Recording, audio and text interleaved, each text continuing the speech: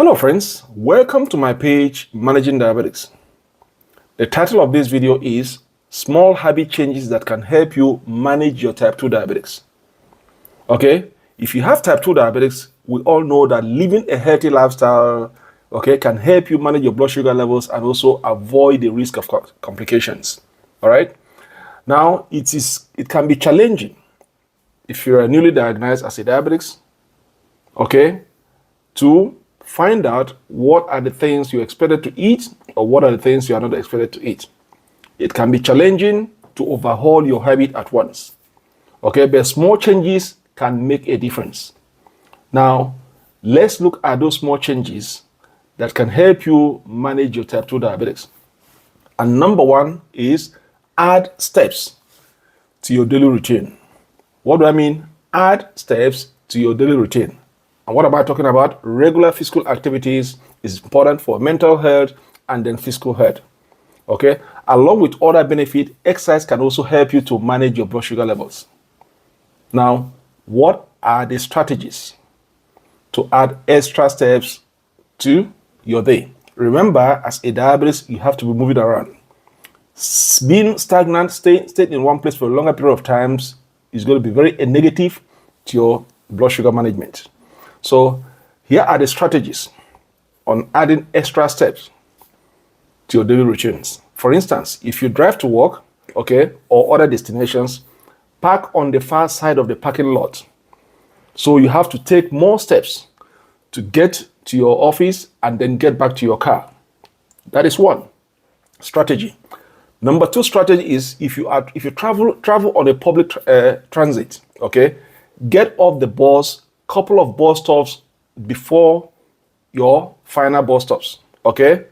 That can add you extra steps to get to your final destination. Number three is when you are given a choice, for instance, staircase or an elevator, choose staircase instead of elevator. And then finally, if you live in a city, where you can do a lot of errands, choose doing your errands on foot, park your car at home, and then do most of your errands on foot.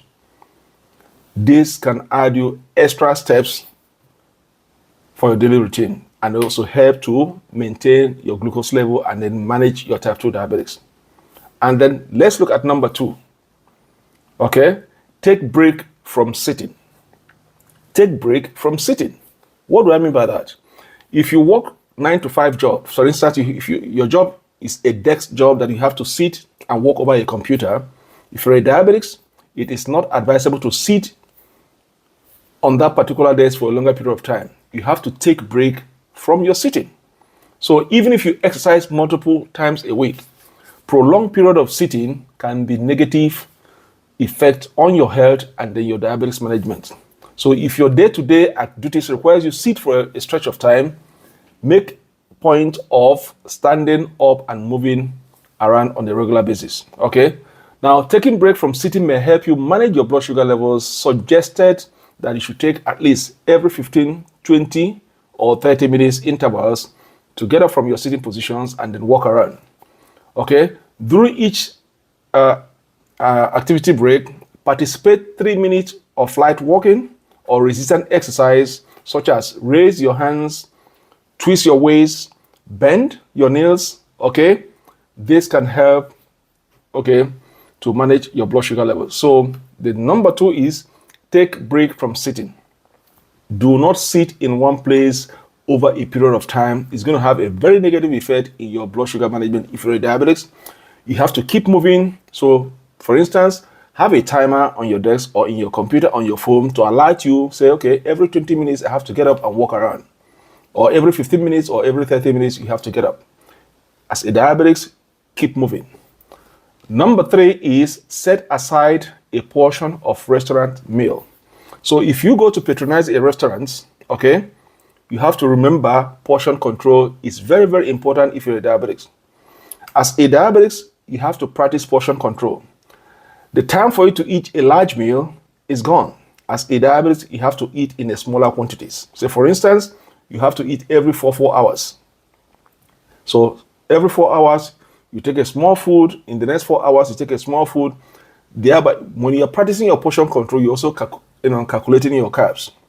The larger the amount of food you consume, the larger the carbohydrate content in that food, and then the effect in your sugar level. So it's advisable as a diabetic to practice portion control. Eat in a smaller quantity. So if you're patronizing a restaurant, you have to be disciplined in practicing portion control. Ask for an extra takeout plate to take the food, some of the food home, and while you eat a smaller quantity at that particular moment. But it is important that you set aside a portion of a restaurant meal. Do not go to a restaurant and finish off the meal. Remember, the larger the amount of food you eat, the larger the amount of carbohydrate in that food, the same thing is going to affect your sugar level. And also go for the complex carb instead of the simple carb. Stay away from simple carbs. Instead, go for the complex carbs. All right. Now let's go to number 4. Okay. Set up medication reminders. If you're a diabetic and you are forgetful taking your medication on time, you can use your phone, your computer, or your laptop, or you can even download an app on your phone that you can set up a reminder to remind you when your medication is due to be taken, so that you won't be forgetful in taking your medication. Okay, so if you have trouble in remembering to take your prescribed medications or your insulin, it is important to set up your medication reminders on your phone, on your laptop, on your iPad, so that you will not be able to miss any medications. All right, it is important to take your medication as required and advised, prescribed by your doctor. Now, the last one is check your feet every day. As a diabetic, you'll be experiencing neuropathy, peripheral neuropathy. These are complications of diabetics. All right, check your feet every day as a diabetic. As a diabetic, you're going to be having nerve damages. When your sugar level is too high, you experience tingling, numbness, or burning sensation in and around your feet. When all those things are occurring, when those symptoms are occurring, that is when you are having a nerve damage. Your blood vessels, your nerve damage, your nerves, your arteries are being damaged. Okay, so you have to check your feet all the time.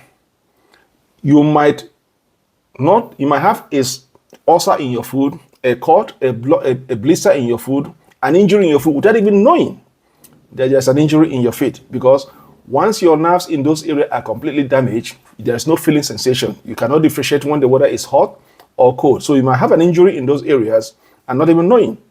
And if you don't treat it immediately, there's a possibility for an infection to penetrate through those wounds, and then risk of amputation arises. So you must check your feet all the time, every day, to make sure there is no sore, there's no cut, there's no wound, there's no blisters in your feet. And also make sure there is feeling sensations in your feet. Touch your feet to make sure you are feeling it, to make sure that the nerves are working, because when the nerves are completely dead, there's no blood flowing in those areas. So there's the tendency for you to have an injury without even realizing that you have an injury.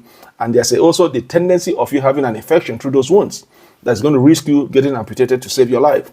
So friends, these are the small habits that can help you manage your type 2 diabetes. Friends, if you like this video, give me a thumbs up and then keep watching for my next video.